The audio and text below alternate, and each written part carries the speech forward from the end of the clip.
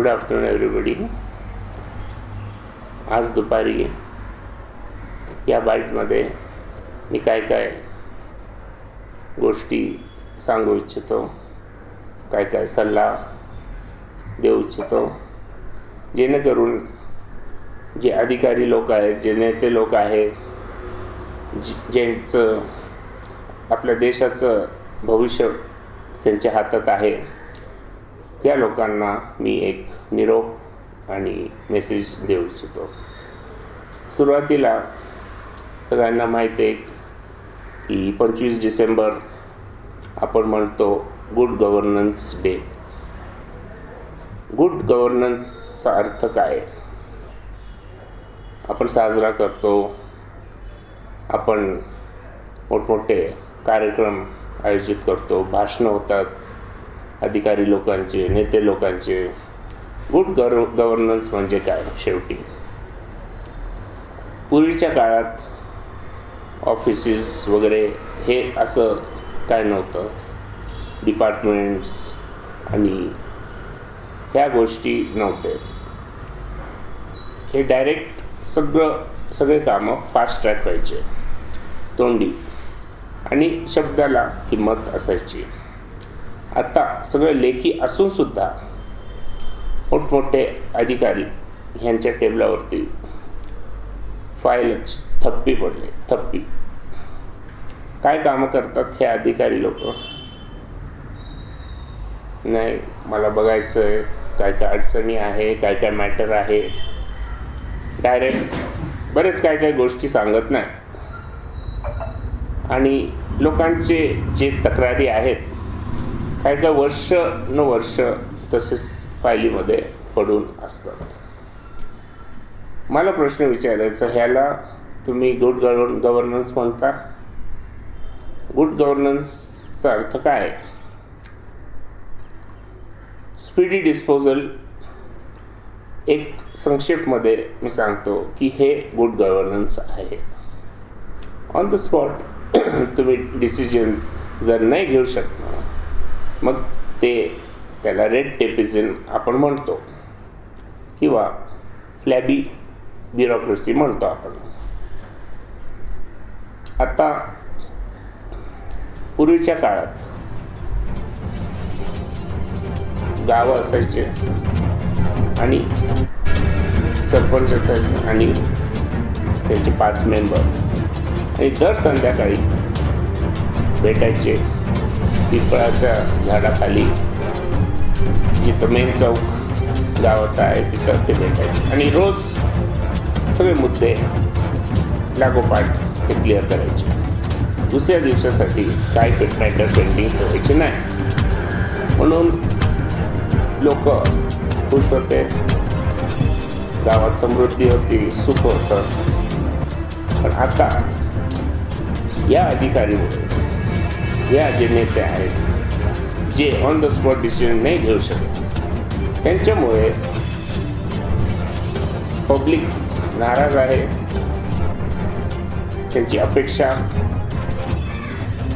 जे आहे त्याच्यावर अधिकारी लोक पाणी टाकतात, आणि त्यांचं जो हक्क आहे ते त्यांच्याकडून हुसकून नेत आहे हे अधिकारी लोक. आता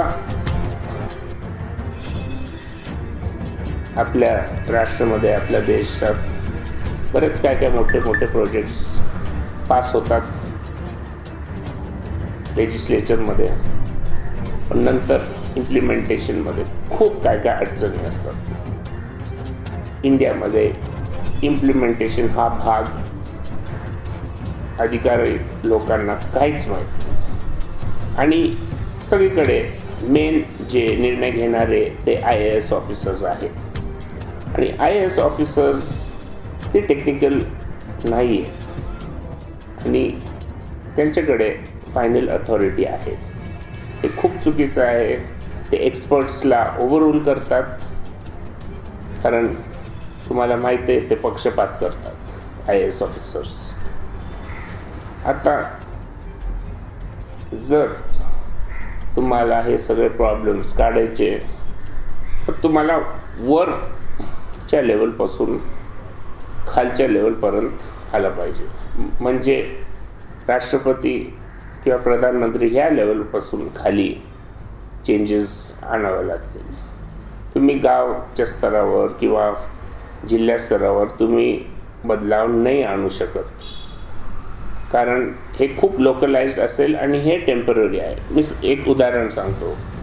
जेव्हा श्री चंद्रबाबू नायडू निवडून आले, लोकांची आशा खूप होती आंध्र प्रदेशमध्ये. त्यांनी बरंच काय सिस्टम बदली केले, पण जेव्हा नवीन सरकार आली ते सगळं जे त्यांनी परिश्रम घेतलं होतं ते सगळं त्यांनी ऑल्टर केलं. फलस्वरूप की लोकांना ते परत 20 वर्ष मागे गेले. असं होता का? तर माझं सल्ला आहे की तुम्ही वरच्या लेवलपासून तुम्ही रिफॉर्म आणा. ग्राउंड लेवलवर तुम्हाला चेंजेस दिसेल, पण जे लॉ मेकर्स आहेत त्यांनी असे लॉज बनवावे जेणेकरून लोकांना लवकर त्यांची कामं होतील. हे आपल्या गव्हर्नमेंटमध्ये खूप फ्लॅबी ब्युरोक्रेसी आहे, खूप डिपार्टमेंट्स आहे आणि खूप पेपरवर्क अननेसेसरी आहे. लायसन्स राज होता ते आता खूप कमी झालं, तरी पण लोकांना त्रास होतो. सिंगल विंडो क्लिअरन्स हे जी प्रक्रिया आहे, जे लोक आहेत खेडेपाड्यात त्यांना माहीत नाही सिंगल विंडो क्लिअरन्स काय. आपल्या लोकांना मुद्दाम अंधारात ठेवलेले आहेत. लोक अदालत काय आहे, RTI काय आहे, RTI काय आहे, जे मागासवर्गीयचे लोक आहे त्यांना काहीच माहीत नाही याच्या संदर्भात. तर आपण म्हणतो की आपण एज्युकेटेड आहे, पण माझा प्रश्न आहे, खरंच आपले लोक एज्युकेटेड आहे? जे एज्युकेटेड लोक आहेत त्यांना माहिती आहे काय प्रश्न विचारायचे, पण जेव्हा तुम्ही रस्त्यावरती जाता आणि लोकांना विचारता त्यांना ते सांगतात आम्हाला माहीत नाही कुठं जायचं, काय प्रश्न विचारायचं, कोणत्या अधिकारीकडे जायचं, आम्हाला काहीच माहीत नाही. तर हे काम आहे सोशल वर्कर्सचं. आता पहिलेच्या काळात सोशल वर्कर्सचं ग्राउंड लेवलवर, ग्रासरूट लेवलवर खूप चांगले संबंध असायचे, पण आत्ता सोशल वर्कर त्यांना कळून चुकलेलं आहे की जर आम्ही पैसे वाटले तर पार्टीला वोट्स मिळणार. तर हे सोशल वर्कर पण बरोबर इमानदारीने काम करत नाही, कारण शेवटी इलेक्शनच्या वेळेस हे सगळं पैशाचा खेळ आहे. तर काही लोकांनी सजेस्ट केलं आहे की स्टेट फंडिंग ऑफ इलेक्शन असं असलं पाहिजे. ओके, हा खूप मोठा विषय आहे आणि इलेक्शन कमिशनने याची नोंद घ्यावी की स्टेट फंडिंग ऑफ इलेक्शन जर केलं तर तुम्ही किती करप्शन तुम्ही काढू शकता, एलिमिनेट करू शकता. आता पुढं ब्लॅक मनी किंवा पॅरलल इकॉनॉमी आपण म्हणतो. मोदी साहेबांनी घोषणा केली की आपण कॅशलेस इकॉनॉमीच्या डायरेक्शनमध्ये आम्ही जावं, पण आता मोदी साहेब आले 2013मध्ये, तरी पण आपली इकॉनॉमी कॅशलेस इकॉनॉमी नाही. हे कोणाचं दोष आहे? मी हा प्रश्न जनतेसमोर टाकतो. आपल्याकडे सगळे टेक्नॉलॉजी आहे. जर एक प्रोडक्ट US मध्ये लॉन्च होतं, बरोबर 3-4 महिन्यानंतर तेच प्रोडक्ट इंडियामध्ये लॉन्च होतं. आपल्याला टेक्नॉलॉजीचे काही प्रॉब्लेम नाही आहे, पण ह्युमन पोटेन्शियल जे आहे इंडियामध्ये किंवा जे DNA फॅक्टर आपण म्हणतो तिथं आपण खूप उणे पडतो आणि आपल्या DNA मध्ये ऑनेस्टी नाही आहे, इमानदारी नाही आहे. आमची मुलं हे विश्वासाने वाढतात की जर तुम्हाला सक्सेस व्हायचं बिझनेसमध्ये, तुम्ही 2 नंबरच त्याच रस्ता तुम्ही घेऊ शकतो. इमानदारीने तुम्ही सक्सेस नाही होऊ शकत. ते आम्हाला लहानपणापासून आम्हाला सांगितलं गेलं. तर हे खूप चुकीचं आहे, कारण पश्चिमच्या देशात हे अगदी उलट आहे. तर माझं हे स्पीचचा उद्देश हे आहे की तुमच्या डोळ्यावर तुम्ही गॉगल्स लावलेले आहेत, ते गॉगल्स काढा आणि तुम्ही ॲनालाइज करा परिस्थिती काय. आता फास्ट फूडचा जमाना आहे. सगळ्यांना गोष्टी लवकर पाहिजे, इमिजिएटली, इन्स्टंट. काय गोष्टी जे रिफॉर्म आहे त्याला वेळ लागतो आणि रिफॉर्मर्स ते बिकाऊ असले नाही पाहिजे आणि काही पॉलिटिकल लिनिंग्स नसले पाहिजे सोशल रिफॉर्मर्सला. आता आपण बघतो सोशल रिफॉर्मर्स 10-12 वर्ष चांगलं काम करतात, मग ते पॉलिटिकली त्यांचे लिनिंग्स दाखवतात. हे खूप चुकीचं आहे. आणि पूर्वीच्या काळात एज्युकेशन आणि मेडिकल जे फील्ड आहे, आपण विश्वास ठेवायचा की या 2 फील्डमध्ये कधी करप्शन येणार नाही. पण मी आणि तुम्हाला सगळं माहिती आहे की एज्युकेशन आणि मेडिकल हे बिझनेस झालेलं आहे. म्हणजे आता कोणती फील्ड राहिली नाही जिथं करप्शन पोचलेलं नाही आहे आजच्या काळात. तर हा खूप गंभीर विषय आहे, कारण एज्युकेशन आणि मेडिकलमध्ये आपण तडजोड नाही करू शकत.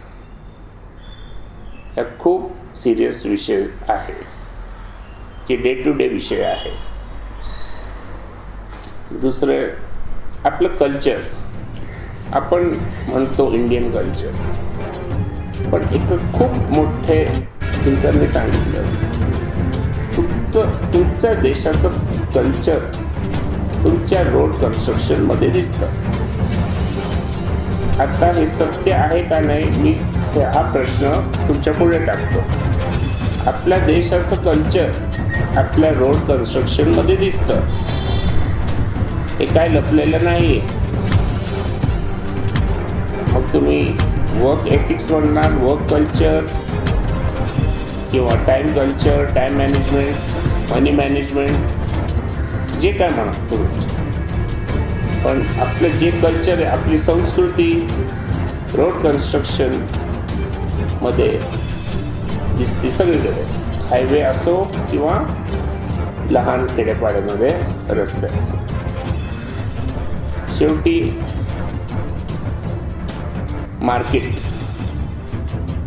मार्केटमध्ये कोणाला सिक्युरिटी नाही आहे, कारण रोज किती हजारो लाखो करोडो चेक बाउन्स होतात आणि लोकांना भीती नाही चेक इश्यू करायला, आणि त्यांना माहिती आहे की त्यांच्या अकाउंटमध्ये बॅलन्स नाही आहे, तरी पण ते चेक्स इश्यू करतात. हे खूप कॉमन झालेलं आहे आणि ह्याच्यामुळे बिझनेस लोकांना कॉन्फिडन्स नाही आहे. ते सगळं कॅशमध्ये घेतात, ते चेक्स घेतच नाही. आत्ता हे मोठं एथिकल इश्यू आहे आणि लीगल इश्यू पण आहे, कारण चेक बाउन्स झालं की कायदा कानून काय करतं. कायदा कानून खूप वीक आहे या गोष्टीमध्ये आणि ज्युडिशियल प्रोसेस सिव्हिल केसेसला खूप वर्ष लागतात. क्रिमिनल केसेस थोडे लवकर डिस्पोज होतात.